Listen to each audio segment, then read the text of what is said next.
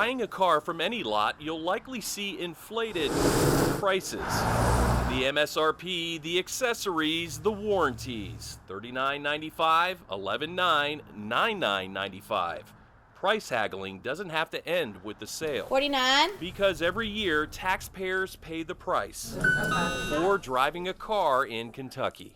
$32. A price set $108.82. by the state. What the state says your car is worth. You want to keep your reminder card? Making it worthwhile to tax You have a good day. at registration. That's the way the game is played. Ron Aubrey owns a 2004 Jeep Wrangler. I think they have it at about $6,000. $6,500 to be exact. Not worth it, he says. No. It's got holes in it and needs a lot of work. Clearly, the higher your car is valued, the more valuable in taxes. On the state level On our projection report, I think it was $140 million. and the local level. The clerk gets 4%. A 2016 Mini Cooper assessed at just over $19,000. A 2010 Ford Explorer at $5,650. And a 2006 Hyundai Tucson at an even $2,600. It's fair cash value. That's the constitutional. The Commonwealth's Constitution defines that as the price it would bring at a fair voluntary sale.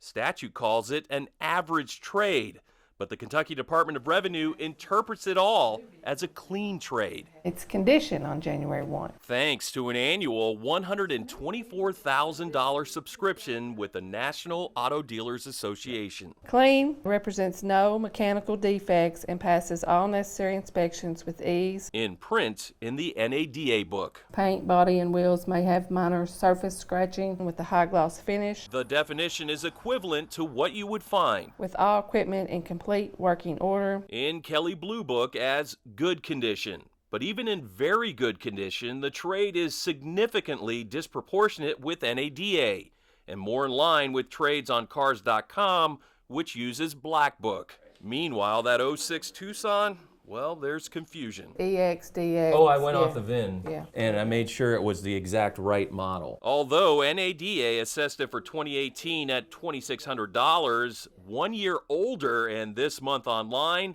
it's actually valued $600 more. It leads me to believe that that vehicle's been adjusted at some point. The owner swears that never happened. I'm gonna ask you this flat out. Is NADA providing you guys with overinflated prices?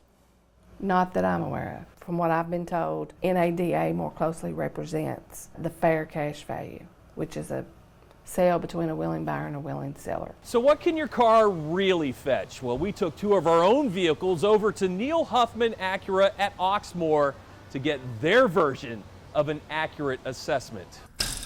First up for inspection, this 2013 GMC Terrain, fully loaded, with 78,000 miles on it.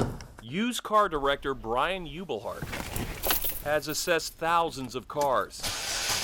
also to see if maybe there's a check engine light on. And from what he's found, it's almost impossible for any car with several years and tens of thousands of miles on it to be a clean trade. I wouldn't exactly say clean condition. Like I said, there's some repairs that are necessary, and unfortunately, the repairs I'm talking about are costly. That headlight assembly is going to run about $800. This rear bumper repaint is going to probably cost somewhere around $300. So that's why I would classify it as good condition.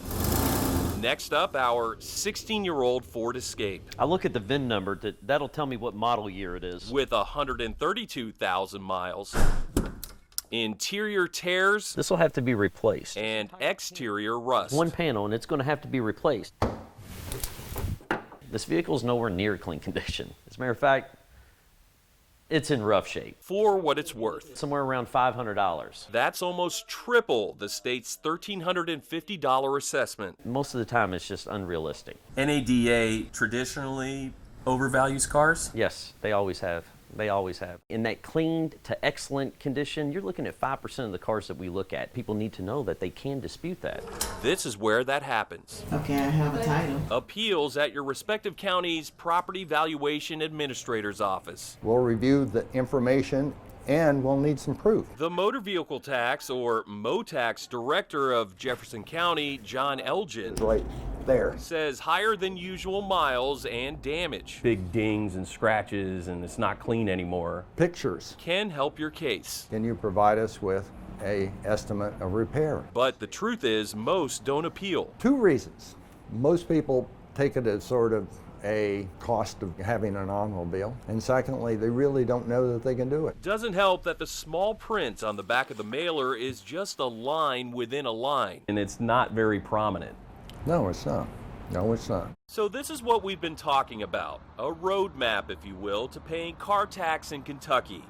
An ADA drives car prices, those arriving at the Department of Revenue. Next stop, the taxpayer, who receives a mailer with the amount due. This is where there's a fork in the road. The taxpayer can just fork over the money to the county clerk or take the road less traveled and appeal the assessment with the county property valuation administrator within 60 days. With an adjustment, the taxpayer then backs up to the clerk to pay. Without an adjustment, the taxpayer can take the appeal directly to the Department of Revenue in Frankfort. They think it's worth one thing. You can't sell it for that. Ron Aubrey also didn't know he could appeal, No. but he's already paid his 2019 car taxes on his $6,500 They want the money. I want to live here. 15-year-old Jeep with the holes in it. Give it to them. Since we've been digging around and asking questions, we've actually fueled some change on car tax procedure. The Kentucky Department of Revenue says it will now require county PVAs to keep a record of all appeals, particularly the denied ones. John Charlton, WHAS 11 News.